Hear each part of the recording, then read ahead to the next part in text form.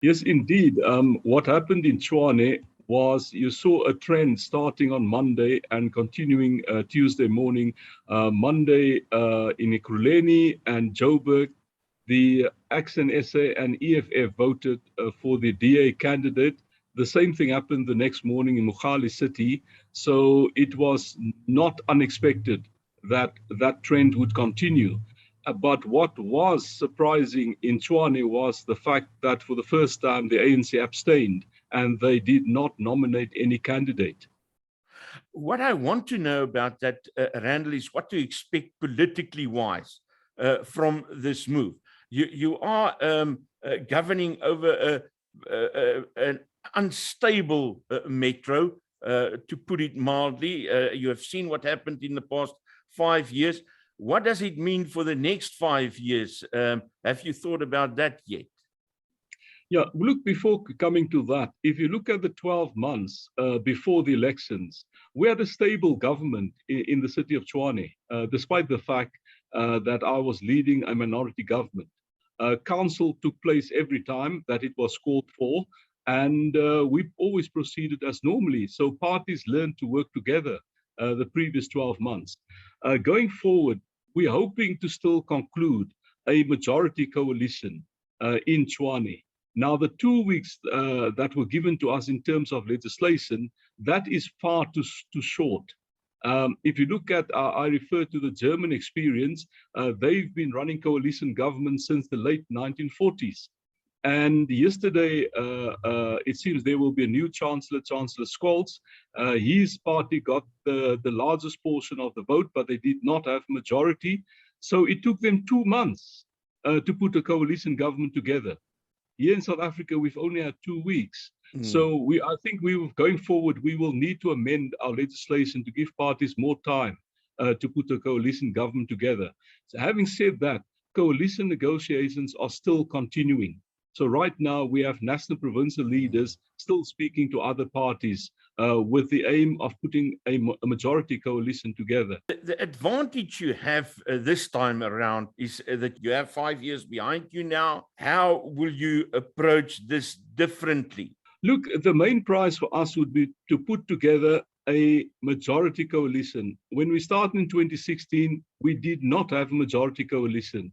The three coalition partners we had, FF Plus, ACDP, and COPE, still gave us only about 46% vote. So we were reliant on the EFF to vote with us on a case-by-case basis. They were never part of any coalition agreement. So what we're trying to do this time around is to put together a majority coalition agreement, and we believe that is achievable. But having said that, I refer to my 12 months experience before the elections. The parties learn to work together because ultimately decisions are taken in council by all parties, not only the governing party. So we largely put the interests of the residents first, the previous 12 months before the elections. I want to go to Herman Mashaba and his Action SA, saying that he helped the DA in Johannesburg and in Tshwane and Ekurhuleni, and claiming that you, the DA, will now have to humble yourself and just get the EFF in. What is your stance on that? Look, like I said, the coalition negotiations are being handled by the provincial and national leadership. And they said that the door is open to all political parties except the EFF and ANC. So they will be speaking to Action SA, but not to the EFF.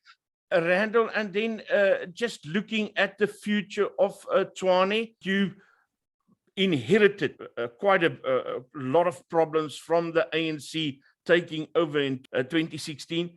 A lot of those problems are not yet solved. Going into the next 5 years, how are you going to improve on service delivery?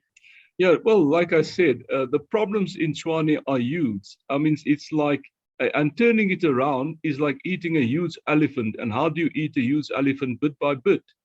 And so what I've done is I've taken an approach that involves evidence-based and data-driven decisions.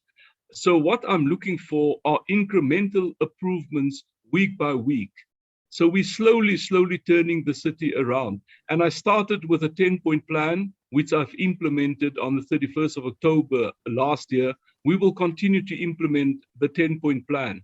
And the 10-point plan revolves largely around the finances of the city, the delivery of basic services, and also investment in infrastructure. We have to look at some realities, and that is that the DA, in spite of the fact that they do very well where they govern, did not get the votes to give them that clear mandate to go ahead. I'm looking at a place like Modimolle Mokgopong, where Marlene van Staden did brilliant work, and we don't know what's going to happen there. Even Tshwane, even Johannesburg, where they had a stint, they didn't get that mandate from the voters. What will the DA do taking this into account? Look, yes, it has been a struggle that despite the fact some of the municipalities have been well run, we haven't been able to get the vote out. But eventually you'll be able to convince people that if you want good governance, please come out and vote. And if you look at Cape Town has been a DA municipality for a long time. But look what happened at Midvaal. Finally, people, after many years, are recognizing the type of services they get from a DA government. And in Midvaal, in fact, we had an increased turnout, an increased vote. And we hope that that is the type of trend we will see going forward. Randall, the one specific thing that you have in mind for your term in the next 5 years? Look, for me, I want to concentrate on the basic mandate of a municipality. And that's why the 10-point plan for me is very, very important. So that at the end of the day, we have a well-run, clean city that will attract investors to the city. And I want us to become one of the best cities in the world. And that's what I will be striving to do, just to get the basics right.